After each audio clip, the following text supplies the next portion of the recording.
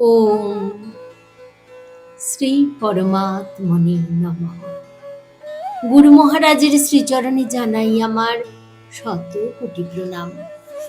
পরমহংস জ্ঞানানন্দ মহারাজ রচিত গিরি গঙ্গাধারা কাব্যগ্রন্থের দীর্ঘ বিভাগের চতুর্থ কবিতা উষারানী। এই কবিতায় যোগীবর উষারানী ও নিশারানীর রূপটি তুলে ধরেছেন। শুরু করছি দীর্ঘ বিভাগের চতুর্থ কবিতা উষারানী। উষারানী এই ধরার উপরে আসিয়া দাঁড়ালো যবে, নিশারানী তাহার রূপটি দেখিয়া শুধু মনে মনে ভাবে।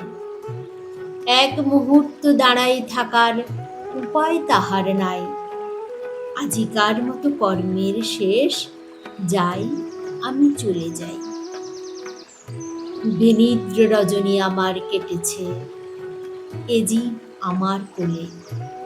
কি সুখ পেয়েছে তাহা সেই জানে, ছিল সংসার ভুলে।